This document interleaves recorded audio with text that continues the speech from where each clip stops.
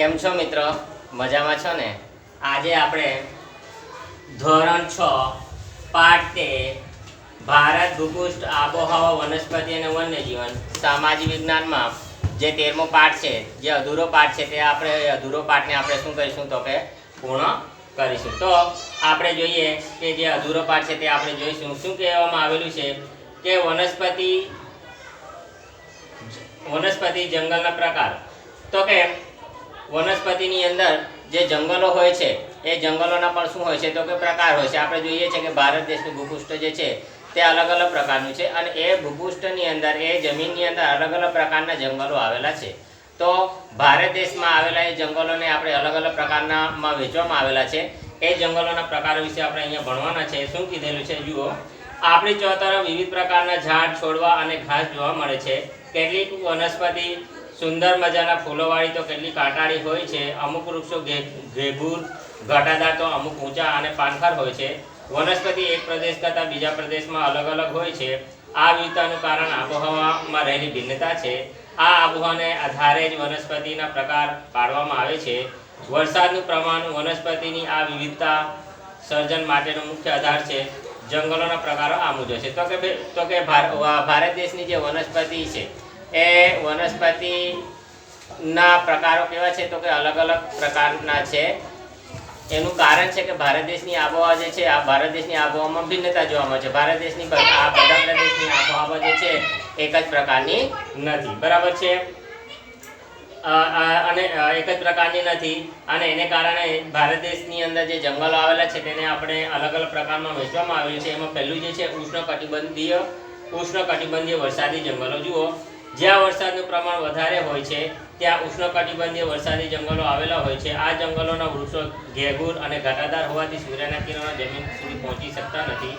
અનેક જાતના વૃક્ષો, વેલાઓ અને છોડવા ત્યાં જોવા મળે છે. વળી બધી જાતના વૃક્ષોમાં એકસાથે પાનખર આવતી નથી, પણ વર્ષભર અલગ સમય આવતી હોવાથી તે હંમેશા લીલોછમ દેખાય છે. આ પ્રકારના જંગલો પશ્ચિમ ઘાટ કિનારાના તરફના ઢોળાવમાં પટ્ટી રૂપે અને આંદામાન નિકોબાર ટાપુઓમાં તથા ઉત્તર અને પૂર્વ ભારતના કેટલાક ભાગોમાં આવેલા છે. અહીં મેઘનું, રોજનું, નેતુર વગેરે વૃક્ષો જોવા મળે છે. તો આ પહેલા પ્રકારમાં જે છે ઉષ્ણકટિબંધીય વરસાદી જંગલો. ઉષ્ણકટિબંધીય વરસાદી જંગલો એટલે કે ભારતના એવા વિસ્તારની અંદર જ્યાં સૂર્યના કિરણો સીધા પડે છે ત્યાં વધારે પ્રકારની ગરમી ઉત્પન્ન થતા હોય છે. તો આપણે જાણીએ છીએ કે ઉષ્ણકટિબંધીય જંગલોમાં સવારે શું થતું હોય છે તો કે સવારે ઠંડી પડે છે, બપોરે ગરમી પડે છે અને સાંજે શું પડે છે તો કે વરસાદ પડે છે. આ પ્રકારના વિસ્તારોની અંદર જે છે રોજ વરસાદ પડતો હોવાને કારણે આ વિસ્તારોની અંદર જે છે તે વૃક્ષો કેવા હોય છે તો કે ઘટાદાર હોય છે, ઊંચા હોય છે અને એટલા મોટા વૃક્ષો હોય છે કે સૂર્યનો પ્રકાશ પણ જમીન સુધી પહોંચી શકતો નથી. આ પ્રકારના જંગલોમાં કેવા પ્રકારના વૃક્ષો જોવા મળે છે તો કે મેહોગની છે, રોઝવુડ છે, નેતર છે, એવા મોટા પ્રકારના વૃક્ષો જોવા મળે છે. ભારત દેશની અંદર જે છે આ પ્રકારના જે જંગલો આવેલા છે તે કયા વિસ્તારમાં આવેલા છે તો કે પશ્ચિમ ઘાટ અને આંદામાન નિકોબારના ઢોળાવોમાં જે છે તે આ પ્રકારના જંગલો આવેલા છે. બીજું છે ઉષ્ણકટિબંધીય પાનખર જંગલો. જો એમાં શું આપવામાં આવે છે, આ પ્રકારના જંગલો ભારતમાં ઘણા મોટા ભાગ પર આવેલા છે. આ જંગલો ઓછા ઘટાદાર હોય છે. ત્યાં પાનખર ઋતુ દરમિયાન વૃક્ષો પાંદડા ખેરવે છે. આથી તેને ખરાબ મોસમી જંગલો એવા નામે પણ ઓળખવામાં આવે છે.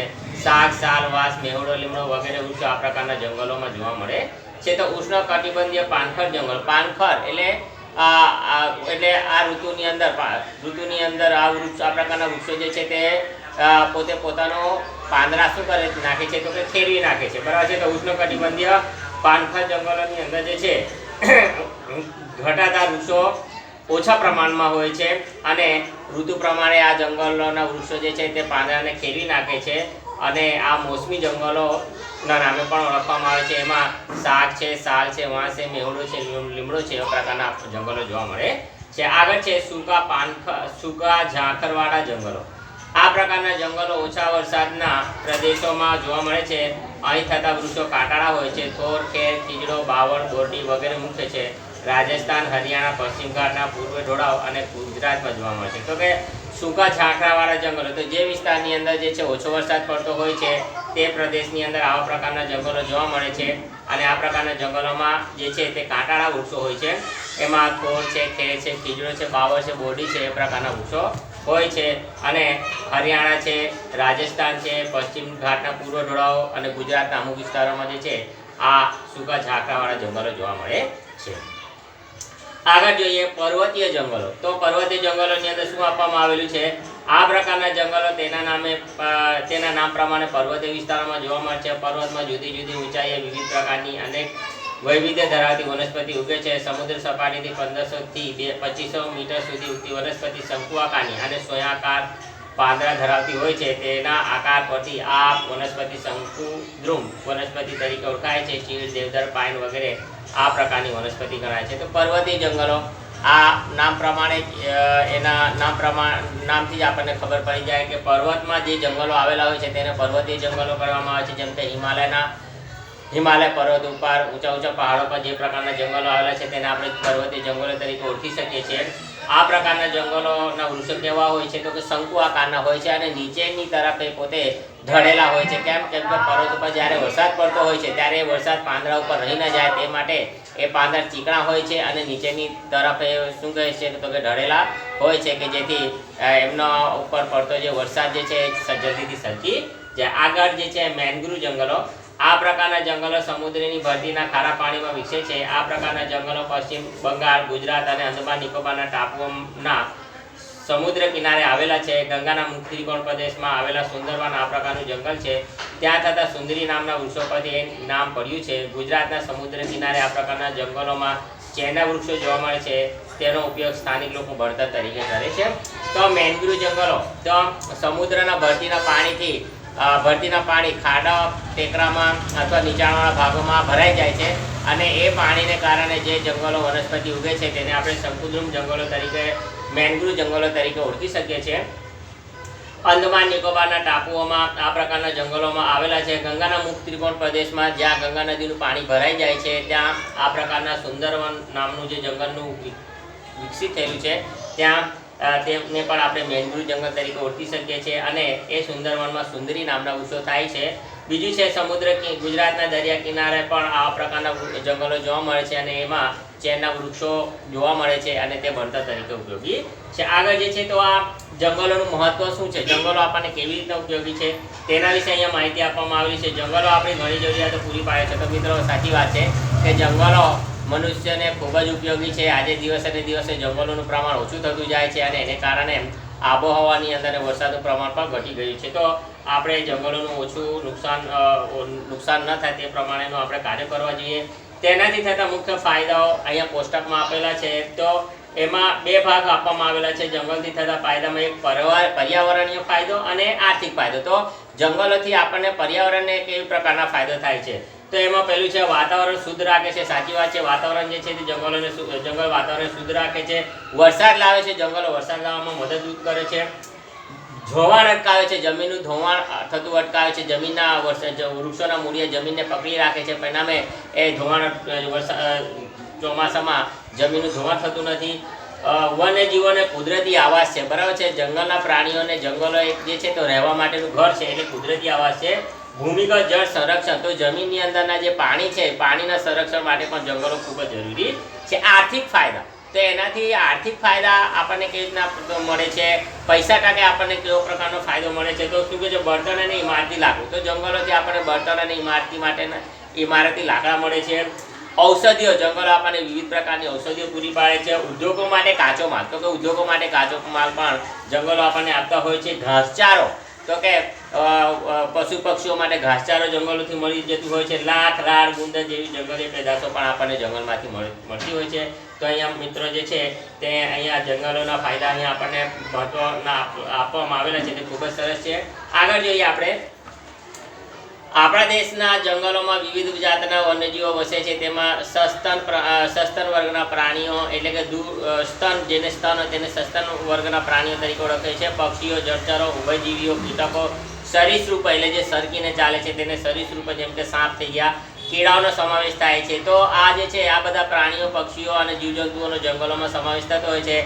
વાઘ આપણા દેશના વિવિધ ભાગોમાં જોવા મળે છે અને તે આપણું રાષ્ટ્રીય પ્રાણી છે. યાદ રાખજો મિત્રો, વાઘને જ આપણું રાષ્ટ્રીય પ્રાણી તરીકે કેમ સ્વીકારવામાં આવ્યું? તો કે વાઘ જે છે ભારત દેશના મોટા ભાગના વિસ્તારોમાં જોવા મળતું હોવાને કારણે વાઘને જ આપણે રાષ્ટ્ર પ્રાણી તરીકે આપણે એનો સ્વીકાર કર્યો છે. એ ખાસ કારણ જોઈ લેજો. ઘણા તમને પૂછી પાડે કે ભાઈ બીજા બધા પ્રાણીઓ પણ છે, તેમ છતાં પણ વાઘને જ આપણે રાષ્ટ્ર પ્રાણી તરીકે કેમ સ્વીકાર કર્યો સરકારે?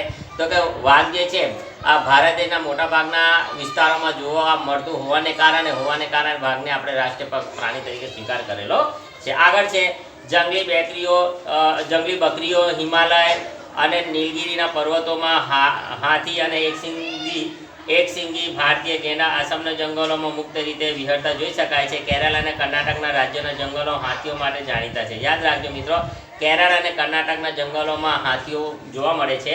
કચ્છ, સુરેન્દ્રનગર અને પાટણના સૂકા ક્ષેત્રોમાં ઘુડખર જોવા મળે છે. યાદ રાખજો કે કચ્છ અને સુરેન્દ્રનગર અને પાટણમાં કયું પ્રાણી જોવા મળે છે? તો કે ઘુડખર નામનું પ્રાણી જોવા મળે છે.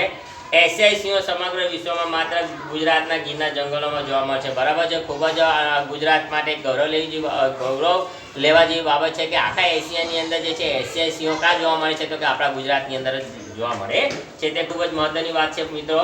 આગળ જે છે સિંહ વિશે શું લખવામાં આવ્યું છે? અહીંયા આ જે સિંહનું ચિત્ર છે અને સિંહ વિશે શું બતાવવામાં આવ્યું છે જુઓ કે સિંહ ભારતમાં માત્ર ગીરના જંગલોમાં જોવા મળે છે અને તે ગુજરાતનું રાજ્ય પ્રાણી છે. યાદ રાખજો, ગુજરાતનું રાજ્ય પ્રાણી કયું? તો કે સિંહ. અને રાષ્ટ્રીય પ્રાણી ભારત દેશનું કયું? તો કે વાઘ. સંરક્ષણના પ્રયાસોથી તેની સંખ્યામાં વધારો થયો છે. તો કે આપણે એક સમયમાં એની સંખ્યા ખૂબ જ ઘટી ગઈ હતી. એવું લાગતું હતું કે એ નામશેષ થઈ જશે, પણ ભારત સરકારના સાવચેતીના પગલાં રૂપે સિંહોની સંખ્યામાં વધારો થયો છે. વન વિભાગ દ્વારા પ્રાણીઓ, પ્રવાસીઓ અને સિંહ દર્શનના કાર્યક્રમોનું પણ આયોજન કરાય છે. આગળ જોઈએ, ભારતમાં પક્ષીની અનેક પ્રજાતિઓ જેવી કે સારસ, બતક, કોયલ, પોપટ, ઘોરાડ, ચીબરી, કાબર, સમડી, ગીધ, ગરુડ, ઘુવડ વગેરે વસે છે. તો મિત્રો આ પક્ષીઓ છે, આમાંની અમુક પક્ષીઓ આપણે જોયા પણ ન હોય, બરાબર છે, ખાલી એના ફોટા પણ જોવાય. પણ આ કેમ? એનું કારણ છે કે દિવસે દિવસે એમની સંખ્યા શું થતી જાય છે? તો કે ઓછી થતી જાય છે. મોર આપણું રાષ્ટ્રીય પક્ષી છે, યાદ રાખજો, બધાને જ ખબર હોય. આ ઉપરાંત ભારતમાં ગુજરાત, ઓડિશા વગેરે રાજ્યોના સમુદ્ર કિનારે સમુદ્રના કાચબાઓ ઈંડા મૂકવા આવે છે. આપણે ત્યાં સાપની ઘણી પ્રજાતિઓ જોવા મળશે. તે પૈકીની મોટાભાગની પ્રજાતિઓ બિનઝેરી છે. તો આ સાપની પ્રજાતિ વિશે અહીંયા વાત કરવામાં આવી છે. અહીંયા આપણે જોઈ શકીએ છીએ, અહીંયા જે છે તે સિંહ છે, વાઘ છે, પછી હરણ આપવામાં આવેલું છે, અહીંયા રીંછ છે, બરાબર છે ને. આ બીજા પક્ષીઓ મોર છે, અથવા અહીંયા પક્ષીઓ છે, વન્યજીવો ચિત્રો આપવામાં આવેલા છે.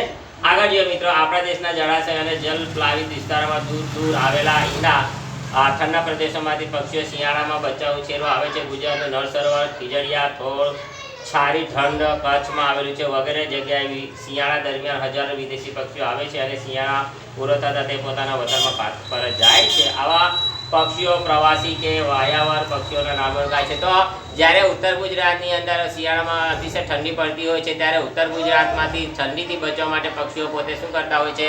તો કે પલાયન કરીને આપણા કચ્છ અને આપણા ગુજરાતની અંદર આવતા હોય છે. આ પક્ષીઓ શું કરતા હોય છે કે અમુક સમય સુધી રહેતા હોય છે અને જેવું ઠંડી ઓછી થાય કે પોતે પોતાના વિસ્તારોમાં પાછા વળતા હોય છે. એને આપણે યાયાવર પક્ષી તરીકે આપણે ઓળખી શકીએ છીએ, કે પ્રવાસી પક્ષી તરીકે આપણે શું કરી શકીએ છીએ? તો કે ઓળખી શકીએ છીએ. આગળ મિત્રો જોઈએ કે સુરખાબ વિશે અહીંયા વાત કરવામાં આવી છે કે અહીંયા સુરખાબનું ચિત્ર બતાવવામાં આવ્યું છે. જોઈએ સુરખાબ વિશે શું લખવામાં આવેલું છે કે સુરખાબ નળ સરોવર, કચ્છના રણમાં તથા કાંદવાળા કે પાણીવાળા ક્ષેત્રોમાં જોવા મળે છે. તે લાંબા પગ અને સફેદ ગુલાબી ઝાંયવાળું શરીર ધરાવે છે. ભારતમાં માત્ર કચ્છમાં જ તે માળા કરે છે. જમીન પર કીચડવાળી ક્ષારીય માટીમાં નાનો ગોળ ટીંબો બનાવી તેના માથાડે ખાડો કરીને તેમાં ઈંડું મૂકે છે. તો મિત્રો જે છે તે આ સુરખાબ જે છે તે કાદવ કીચડવાળા ક્ષેત્રની અંદર જે છે તે ટીલ્લો બનાવે છે માટીનો, અને પછી ઉપરના ભાગમાં થોડો ખાડો બનાવે છે અને ત્યાં પોતે શું કરે છે? પોતે ઈંડા મૂકે છે. અને એના પગ કેવા હોય છે સુરખાબના? તો આપણે જોઈ શકીએ છીએ ચિત્રમાં કે એના પગો જે છે તે લાંબા હોય છે. તો એ ખૂબ જ ગૌરવ લેવા જેવી વાત છે. આગળ છે અભયારણ્યો, રાષ્ટ્રીય ઉદ્યાનો, જૈવ આરક્ષિત ક્ષેત્રો. તો એના વિશે શું અહીંયા આપવામાં આવ્યું છે? વન્યજીવનના સંરક્ષણના હેતુથી કેટલાક વિસ્તારોમાં ખાસ કાયદેકીય જોગવાઈ નીચે મુજબના વિસ્તારો કે જાહેર ક્ષેત્રોમાં કરવામાં આવે છે તેની મુખ્ય વિગતો અને માહિતી મેળવીએ. તો કે અભયારણ્યો, રાષ્ટ્રીય ઉદ્યાનો અને જૈવ આરક્ષિત ક્ષેત્રોની ભારત સરકારે રચના કરી છે. એમાંથી અભયારણ્યો કોને કહી શકાય, રાષ્ટ્રીય ઉદ્યાન કોને કહી શકાય અને જૈવ આરક્ષિત ઉદ્યાન ક્ષેત્ર કોને કહી શકાય, એવા કોષ્ટક પ્રમાણે અલગ અલગ એની માહિતી આપવામાં આવી છે. એમાં જુઓ, અભયારણ્ય તો કે અભયારણ્યની રચના કોણ કરે છે, તો કે રાજ્ય સરકાર કરે છે. રાષ્ટ્રીય ઉદ્યાનની રચના કોણ કરે છે, તો કે રાજ્ય સરકાર અને કેન્દ્ર સરકાર બંને મળીને એ રાષ્ટ્રીય ઉદ્યાનની રચના થતી હોય છે. અને જૈવ આરક્ષિત ક્ષેત્ર તો એ કોને, તો આંતરરાષ્ટ્રીય માપદંડો મુજબ એની રચના થતી હોય છે. તો આ અભયારણ્યની અંદર જે છે કેવા પ્રાણીઓનો સમાવેશ થાય છે, તો કે પાલતુ પશુઓને મંજૂરી બાદ ચરાવવાની છૂટ હોય છે. તો અભયારણ્યની અંદર જે છે પાલતુ પશુઓને ચરાવવા માટે મંજૂરી આપવામાં આવે છે. ત્યારે જ પછી એ અભયારણ્યની અંદર પોતે પશુ પક્ષીઓને ચરાવી શકે છે અથવા લાકડા વણી શકે છે. બીજું છે રાષ્ટ્રીય ઉદ્યાનો, તો કે રાષ્ટ્રીય ઉદ્યાનની અંદર પાલતુ પશુઓને ચરાવવા પર સંપૂર્ણ પ્રતિબંધ હોય છે કે રાષ્ટ્રીય ઉદ્યાનની અંદર કોઈ પણ જાતનો એમાં કોઈ દખલગીરી કરી શકતો નથી, કે પાલતુ પશુઓને તમે ચરાવી નહીં શકો, કે કોઈ પણ જાતના લાકડા નહીં મળી શકે, કે કોઈ પણ જાતની ગતિવિધિ તમે એ વિસ્તારની અંદર કરી શકો નહીં. એને રાષ્ટ્રીય ઉદ્યાન તરીકે આપણે ઓળખી શકીએ છીએ. અને જૈવ આરક્ષિત ક્ષેત્રની અંદર શું છે કે તો તમામ બહારની માનવીય પ્રવૃત્તિઓ પર સંપૂર્ણ પ્રતિબંધ હોય છે. કોઈ પણ જાતની પ્રવૃત્તિ જૈવ આરક્ષિત વિસ્તાર જે ઘોષિત કરેલો હોય ત્યાં કરવામાં આવતી નથી. એટલે સંપૂર્ણ પ્રતિબંધ એક ક્ષેત્રની અંદર હોય છે. ત્યાં ખાલી પક્ષીઓ કે પ્રાણીઓ કે જે કંઈ હોય એ પોતે છૂટથી હરીફરી શકે છે, રહી શકે છે, અને કોઈ પણ જાતના જે છે માનવીય પ્રવૃત્તિઓ ત્યાં થઈ શકતી નથી. આગળ છે ઉદાહરણ તરીકે ઓળખી શકીએ તો કે અભયારણ્યની અંદર કેવા ઉદાહરણો આપેલા છે, તો કે બાલારામ અભયારણ્ય એ ગુજરાતમાં આવેલું છે. નળ સરોવર પક્ષીનું અભયારણ્ય છે. રાષ્ટ્રીય ઉદ્યાનમાં ગુજરાતની અંદર તો ગીરનું રાષ્ટ્રીય ઉદ્યાન આવેલું છે. વેળાવદરનું રાષ્ટ્રીય ઉદ્યાન ગુજરાતમાં આવેલું છે. અને જૈવ આરક્ષિત ક્ષેત્રમાં ગુજરાતની અંદર કચ્છ રણનું આંશિક ક્ષેત્ર જૈવ આરક્ષિત ક્ષેત્ર છે. અને નીલગિરીનું ક્ષેત્ર જે દક્ષિણ ભારતમાં આવેલું છે તે જૈવ આરક્ષિત ક્ષેત્ર છે. આગળ જોઈએ તો જંગલ અને વન્યજીવોની સુરક્ષા આપણા સૌની જવાબદારી છે. તેના સરકાર દ્વારા ઘડવામાં આવતા કાયદા અને મૂકવામાં આવતા પ્રતિબંધનો અમલ કરો. આપણે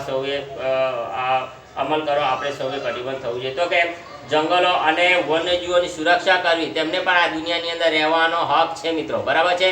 તો આ જંગલો અને વન્યજીવોની સુરક્ષા કરવાની જવાબદારી કોઈ એક વ્યક્તિની નથી કે કોઈ એક નાગરિક નથી, પરંતુ આપણી સહિયારી જવાબદારી છે. ભારત દેશના દરેક નાગરિકની પોતાની જવાબદારી છે કે આપણે જંગલોનું જતન કરવું જોઈએ. કોઈ પશુ પક્ષી જીવજંતુઓનો આપણે નાશ ન કરવો જોઈએ, એમને મારવો ન જોઈએ. એ બધાની સહિયારી જવાબદારી છે, બરાબર છે. તો દરેક વ્યક્તિએ એની જવાબદારી શું કરવી જોઈએ, તો કે નિભાવવી જોઈએ. અને સરકાર દ્વારા જે પણ કાયદા કાનૂન બનાવવામાં આવેલા છે અને જે પણ પ્રતિબંધો મૂકવામાં આવેલા છે એ પક્ષીઓ માટે, જંગલો માટે, તે કાયદા પ્રતિબંધોનો આપણે શું કરવું જોઈએ, તો કે પાલન કરવું જોઈએ. તો મિત્રો જે છે તો અહીંયા આપણો જે છે 13મો પાઠ અહીંયા જે છે તે સમાજ વિજ્ઞાનની અંદર જે 13મો પાઠ છે જે છે તે ભારત ભૂપૃષ્ઠ, આબોહવા, વનસ્પતિ અને વન્યજીવને સંપૂર્ણ અહીંયા સમાપ્ત થાય છે. મિત્રો આ વિડીયો જે છે ત્યાં જરૂરતમંદ વ્યક્તિ સુધી શેર કરજો કે જેથી કોઈ પણ ગરીબ વ્યક્તિ જે છે પોતે ભણી શકે. એ ટ્યુશન જવા માટે પોતે લાયક ન હોય અથવા ફી ન ભરી શકતો હોય તો આ રીતના એ પોતે ઓનલાઈન ભણી શકે છે. તો વધારેમાં વધારે મિત્રો સુધી શેર કરજો, લાઈક કરજો, સબસ્ક્રાઈબ કરજો અને અમારું અમને પ્રોત્સાહિત કરજો કે જેથી અમને આ પ્રકારના કાર્ય કરવા માટે શું મળે, તો કે પ્રોત્સાહન મળે. તો આપણે નેક્સ્ટ સમયમાં બીજા પછી પાછા હાજર થશું. ત્યાર સુધી નમસ્કાર. જય હિન્દ, જય ભારત, વંદે માતરમ.